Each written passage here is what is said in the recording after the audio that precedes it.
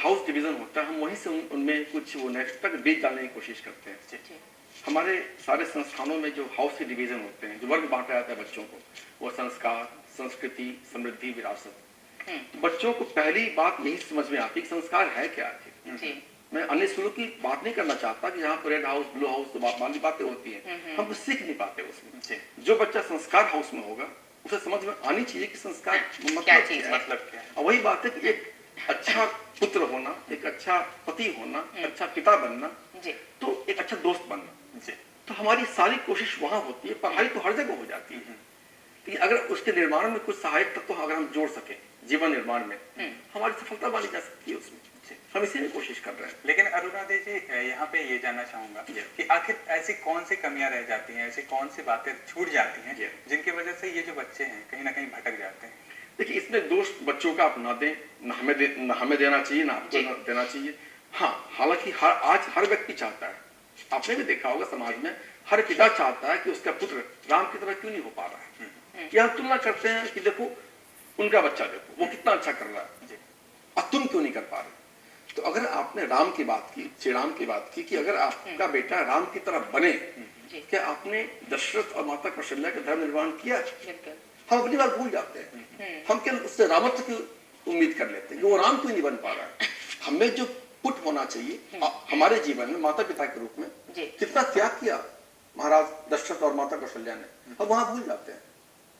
तो वहां सोचने की जरूरत है, जिस कारण से बच्चों पर एक अवांछित दबाव बनता चला जाता है।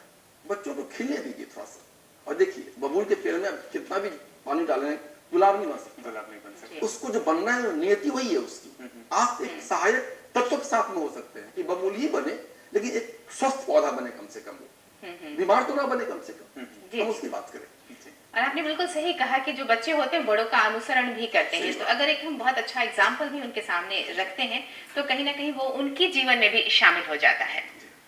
और अगर हम बात करें आपसे व्यवसायिक शिक्षा की, क्योंकि आज का जो दौर है वहाँ ये भी जरूरी है कि बच्चे जब शिक्षा अर्जित करके आते हैं तो उनके पास कुछ ऐसे हुनर हो जो जीविकोपार्जन में उनके काम आ सके।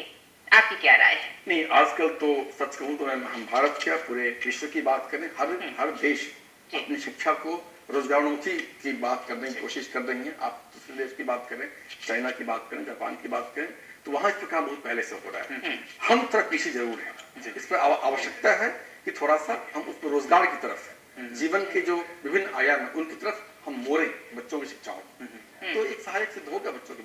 जी, अभी टेक्नोलॉजी की बात हो रही है, फॉरेन कंट्रीज की बात हो रही है। अभी मैंने एक न्यूज बताया था कि शिक्षकों की कमी से जो केंद्रीय विद्यालय है उसमें वीडियो कॉन्फ्रेंसिंग की से पढ़ाई की जाएगी। तो ये किस तरह का पहल है? आपको क्या लगता है कि ये काफी अच्छा है, पॉजिटिव है, बच्चों के लिए कितना लाभदायक हो सकता है?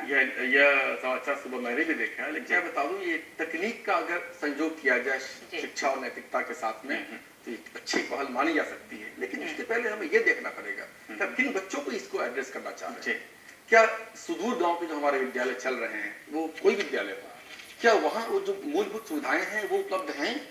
जहाँ गांव में बिजली नहीं हो, वो डिश टीवी लगा हुआ नहीं हो, टेलीविजन नहीं हो, हम किस सैटेलाइट की बात करना चाह रहे हैं?